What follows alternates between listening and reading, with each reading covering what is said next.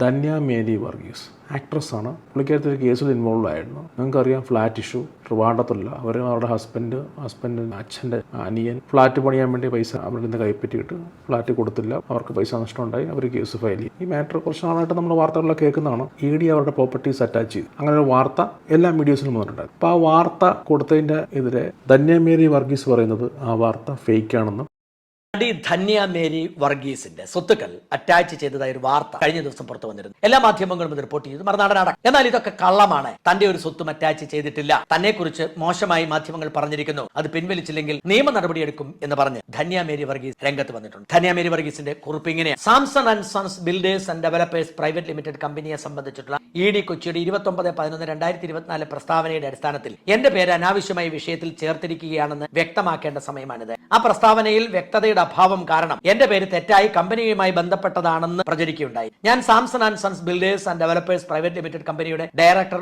ഓഹരിയുടമ അല്ലെങ്കിൽ ഏതെങ്കിലും രേഖകളിൽ ഒപ്പിടാൻ അർഹതയുള്ള വ്യക്തിയല്ല എന്നതാണ് യാഥാർത്ഥ്യം. പ്രസ്തുത പ്രസ്താവനയിൽ 109 ദിവസത്തേക്ക് കമ്പനിയുമായി ബന്ധപ്പെട്ട 3 സ്വത്തുക്കൾ താൽക്കാലികമായി സീൽ ചെയ്തിരിക്കുന്നത് പ്രസ്താവിക്കപ്പെടുന്നു. ഇതിനെക്കുറിച്ചുള്ള യഥാർത്ഥ സ്ഥിതി ചുവടെ വ്യക്തമാക്കുന്നു. 1. സാംസൺ ആൻഡ് സൺസ് ബിൽഡേഴ്സ് എന്ന കമ്പനി ഉടമസ്ഥതയിലുള്ള കരകുളത്തെ വസ്തു. 2. സാംസൺ ആൻഡ് സൺസ് കമ്പനിയുടെ ഭൂമിയുടെ അവകാശം ഉന്നയിച്ചിട്ടുള്ള മോഹൻകുമാർ എന്ന വ്യക്തിയുടെ പേരിലുള്ള വസ്തു. 3. എന്റെ ഭർത്താവിന്റെ സഹോദരൻ സാമുവൽ ജേക്കബിന്റെ ഉടമസ്ഥതയിലുള്ള ഫ്ളാറ്റ്. ഈ 3 സ്വത്തുക്കളും ഞാനുമായി ബന്ധപ്പെട്ടിട്ടുള്ളതല്ല. എനിക്കതിൽ യാതൊരു അവകാശവും ഇല്ലാത്തതാകുന്നു. സീൽ ചെയ്ത സ്വത്തുക്കളുടെ വിശദമായ പട്ടിക കമ്പനിക്ക് നൽകിയ നോട്ടീസിൽ മാത്രമാണ് ഉൾപ്പെടുത്തിയിരിക്കുന്നത്, പൊതു പ്രസ്താവനയിൽ അല്ല. ആയതിനാൽ ചില മാധ്യമങ്ങൾ ഇതിനെ തെറ്റായി മനസ്സിലാക്കി എന്റെ സ്വത്തുക്കൾ സീൽ ചെയ്തുവെന്ന് വാർത്ത പ്രസിദ്ധീകരിച്ചു. ഇത് മുൻനിരയിലുള്ള വാർത്താ ഏജൻസികൾ എന്തുകൊണ്ട് സത്യാവസ്ഥ പരിശോധിക്കാതെ പ്രസിദ്ധീകരിച്ചുവെന്ന് ഞാൻ ചിന്തിക്കുന്നു. ഈ തെറ്റായ പ്രചരണം എന്റെ പേരിൽ അനാവശ്യമായി കുറ്റം ചുമത്താനും എനിക്ക് എന്റെ സത്യസന്ധത തെളിയിക്കാൻ തടസ്സം സൃഷ്ടിക്കാനുമാണ് ഉദ്ദേശിച്ചിരിക്കുന്നത് എന്ന് മനസ്സിലാക്കുന്നു. ഇതിന് മറുപടി നൽകുന്നതിനായി ഞാൻ നിയമ നടപടികൾ സ്വീകരിച്ച് മാധ്യമങ്ങളെ അവരുടെ പിഴവ് തിരുത്താൻ ആവശ്യപ്പെടുന്നു. അല്ലാത്ത പക്ഷം നിയമപരമായി മുന്നോട്ട് പോകാൻ തീരുമാനിച്ചിരിക്കുന്നു. ഇതുകൂടാതെ ഈ വിഷയത്തിൽ കൂടുതൽ വ്യക്തതയോടെ വിശദമായ പുനഃപ്രസിദ്ധീകരണം നൽകാൻ EDയോട്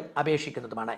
ഈ അവസ്ഥയിൽ എന്റെ പക്കൽ വന്നു നിന്ന് സത്യാവസ്ഥ അറിയാൻ ശ്രമിക്കുകയും പിന്തുണ നൽകുകയും ചെയ്ത എല്ലാവർക്കും ഞാൻ നന്ദി പറയുന്നു. നന്ദി, ധന്യ മേരി വർഗീസ്. അതായത് ധന്യ മേരി വർഗീസ് നിരപരാധിയാണ്, പുണ്യവതിയാണ്. ഇപ്പോൾ പുറത്തു വന്നിരിക്കുന്ന തട്ടിപ്പ് കേസുമായി ഒരു ബന്ധവുമില്ല. ധന്യ മേരി വർഗീസ് എന്ന് പറയുന്ന മിടുക്കിയായ നിഷ്കളങ്കയായ സിനിമാ നടിയെ ബോധപൂർവം ചിലർ വലിച്ചിഴച്ചിരിക്കുന്നു. അത് തിരുത്തിയില്ലെങ്കിൽ ധന്യ മേരി വർഗീസിന്റെ പേരിൽ വാർത്ത കൊടുത്ത മാധ്യമങ്ങൾക്കെതിരെ നിയമ നടപടിയെടുക്കും എന്നാണ് ഭീഷണി. ഈ വാർത്ത പ്രസിദ്ധീകരിക്കാത്ത മാധ്യമങ്ങളൊന്നും തന്നെയില്ല. ഒരുമാതിരിപ്പെട്ട എല്ലാ പത്രങ്ങളും ഇത് പ്രസിദ്ധീകരിച്ചിട്ടുണ്ട്, മറുനാടനും അത് പ്രസിദ്ധീകരിച്ചിട്ടുണ്ട്. ആ വാർത്ത എന്തായാലും തൽക്കാലം പിൻവലിക്കാനോ മാപ്പ് പറയാനോ ഞങ്ങൾ ഒരുക്കമല്ല. കാരണം ധന്യ മേരി വർഗീസ് പറയുന്നത് നുണയാണ്. പാവപ്പെട്ട മനുഷ്യരെ പറ്റിച്ച് കോടിക്കണക്കിന് രൂപ അടിച്ചു മാറ്റിയ ഒരു സംഘത്തിന്റെ പ്രധാനപ്പെട്ട അംഗമായിരുന്നു ധന്യ മേരി വർഗീസ്. ധന്യ മേരി വർഗീസിനെ സാംസൺ ബിൽഡേഴ്സുമായി ഒരു ബന്ധവുമില്ല എന്നുള്ള ആരോപണം ശരിയാണെങ്കിൽ ധന്യ മേരി വർഗീസ് ആദ്യം പറയേണ്ടത് ജോൺ എന്ന് പറയുന്ന സാംസൺ ആൻഡ് സൺസ് കമ്പനിയുടെ മാനേജിംഗ് ഡയറക്ടർ ധന്യയുടെ ഭർത്താവാണോ എന്നാണ്. ഞാൻ മനസ്സിലാക്കിയെടുത്തു ധന്യയുടെ ഭർത്താവ് തന്നെയാണ് മുൻ സിനിമാ നടൻ കൂടിയായ ജോൺ മാനേജിംഗ് ഡയറക്ടർ ആയിരിക്കുന്ന കമ്പനിയാണ് സാംസൺ ആൻഡ് സൺസ്.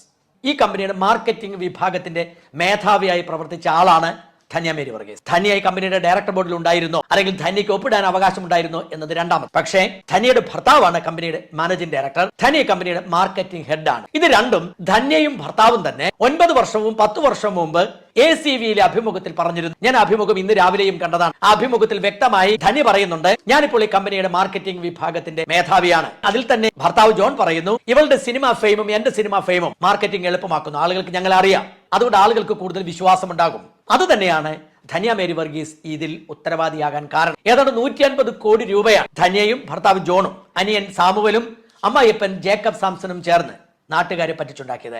ACVയിൽ കൊടുത്ത അഭിമുഖത്തിൽ വ്യക്തമായി തന്നെ താൻ ഈ ബിസിനസ് കൊണ്ടുപോകുന്നു, തനിക്ക് ഒരുപാട് ക്ലയൻസ് ഉണ്ട്, ഭയങ്കര സംഭവമാണ്, തിരുവനന്തപുരത്താണ് അനേകം പ്രോജക്റ്റുകൾ ഉണ്ട് എന്ന് ജോൺ പറഞ്ഞിട്ടുണ്ട്. ജോണിന്റെ ഭാര്യയാണ് ധന്യ എന്നതുകൊണ്ട് തന്നെ ധന്യയ്ക്ക് ധാർമ്മികമായ ഉത്തരവാദിത്വവും ഈ തട്ടിപ്പിലുണ്ട്. നിയമപരമായ ഉത്തരവാദിത്വം ഉണ്ട് എന്നത് വേറെ കാര്യം. 120 കേസുകളാണ് തട്ടിപ്പിന്റെ പേരിൽ ധന്യ അടക്കമുള്ളവർക്കെതിരെ എടുത്തിരിക്കുന്നത്. എല്ലാവരും പ്രതികളല്ല. മിക്ക കേസുകളിലും ധന്യയുടെ ഭർത്താവ് ജോൺ പ്രതിയാണ്.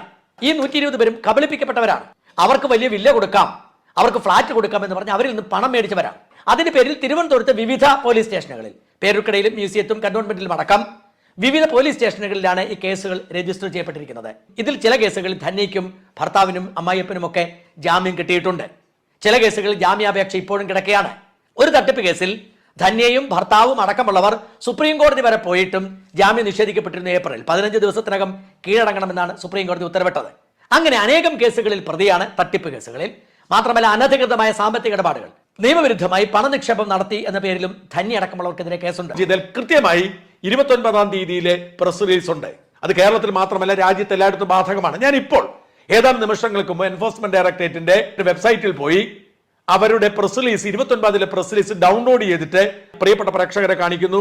അതിങ്ങനെയാണ് അതിൽ എഴുതിയിരിക്കുന്നത്. Directorate of enforcement Kochi zonal office has provisionally attached asset worth ₹1.56 crores belonging to Messrs. Samson and Sons Builders and Developers Private Limited, Trivandrum.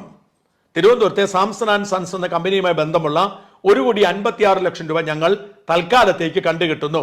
And such other related persons, ഇതുമായി ബന്ധമുള്ളവർ ഓൺ 26/11/2024 ചെയ്തത് 26-ാം തീയതിയാണ്. In connection with a money laundering investigation conducted under PMLA 2002 PMLA act അനുസരിച്ച് ഒരു money laundering case ഞങ്ങൾ അന്വേഷിച്ചു. അതിന്റെ ഭാഗമാണ്. ഓർക്കണം, തട്ടിപ്പ് കേസല്ല.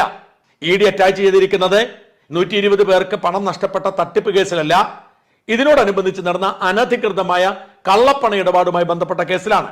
The investigation pertains to the allegations of cheating and misappropriation of funds by the company and its directors, namely Jacob Samson, John Jacob, Samuel Jacob and Dhanya Mary Varghese under the guise offering residential flat to home buyers in Kerala. അതായത് company ഡയറക്ടർമാരായ ജേക്കബ് സാംസൺ, സാമുവൽ ജേക്കബ്, ജോൺ ജേക്കബ്, ധന്യ മേരി വർഗീസ് എന്നിവർ ആളുകളെ പറ്റിച്ച് flat കൊടുക്കാമെന്ന് പറ്റിച്ച് പണം വാങ്ങിയതുമായി ബന്ധപ്പെട്ടാണ് case എന്ന് പറയും. ഇതിൽ പറയുന്നത് ധന്യ മേരി വർഗീസും ഈ കമ്പനിയുടെ ഡയറക്ടറാണെന്നാണ്. അത് EDക്ക് തെറ്റുപറ്റിയതാണോ എന്ന് വ്യക്തമല്ല. അതിന്റെ രേഖയൊന്നും പരിശോധിച്ചിട്ട് എനിക്ക് കിട്ടിയില്ല. ഒരു പക്ഷേ ഡയറക്ടർ അല്ലായിരിക്കാം. അങ്ങനെയെങ്കിൽ ED അത് തിരുത്തേണ്ടതുണ്ട്, ഡയറക്ടർ എന്ന പദം തിരുത്തേണ്ടതുണ്ട്. പക്ഷേ ഇതിലെ പ്രതിയാണ് ധന്യ. ഞാൻ നേരത്തെ ഇതിനെക്കുറിച്ച് സംസാരിച്ച ധന്യയുടെ കേസ്, അത് എനിക്ക് തോന്നുന്നു 2-3 ദിവസം മുമ്പ് എല്ലാ മീഡിയസിലും ഉണ്ടായിരുന്നു. EDയുടെ റിപ്പോർട്ടല്ലേ, അപ്പം പിന്നെ അതിൻ്റെ അകത്തിൽ വ്യക്തത വരുത്തേണ്ടത് ഇനി EDയാണ്. ധന്യ പറയുന്നത് ഇതെല്ലാം ഫേക്കാണ്. അങ്ങനെ ഉണ്ടെങ്കിൽ ED വ്യക്തമാക്കണം. ED ഒഫീഷ്യലി കൊടുത്തിരിക്കുന്ന രേഖകൾക്കകത്ത് ധന്യയുടെ പേര് വ്യക്തമാണ്. ഇനി ധന്യയ്ക്ക് എന്തെങ്കിലും പ്രശ്നമുണ്ടെങ്കിൽ അതിൽ ED ആയിട്ട് സംസാരിച്ച് ധന്യ അതിൻ്റെ അകത്ത് ഇൻവോൾവ് അല്ലെന്നുണ്ടെങ്കിൽ പേര് വെട്ടിക്കുക. അതിനുശേഷം മീഡിയാസോട് സംസാരിച്ച് മാറ്റി പറയാം, മീഡിയാസോട് ആവശ്യപ്പെടാം. അത്രയും കോൺഫിഡൻസ് ആണെന്നുണ്ടെങ്കിൽ ധന്യ ഈ മാറ്ററിൽ ഇൻവോൾവ് ആണെന്നാണ് ഞാൻ മനസ്സിലാക്കുന്നത്. ഇപ്പോൾ മീഡിയാസ് ധന്യക്കെതിരെ കൊടുത്തിരിക്കുന്ന ഫേക്ക് ന്യൂസ് ആണെന്നുണ്ടെങ്കിൽ ധന്യ നിയമ നടപടിയിലോട്ട് പോകണം. പക്ഷേ മീഡിയാസിന് കിട്ടിയിരിക്കുന്ന റിപ്പോർട്ട് ED നിന്നാണ്. അങ്ങനെ ഉണ്ടെന്നുണ്ടെങ്കിൽ ED തെറ്റിദ്ധരുത്തേണ്ടി വരും. വീഡിയോ ഇഷ്ടപ്പെട്ടെങ്കിൽ ലൈക്ക് ചെയ്യുക, ഷെയർ ചെയ്യുക, സബ്സ്ക്രൈബ് ചെയ്യുക. Okay, bye, take care.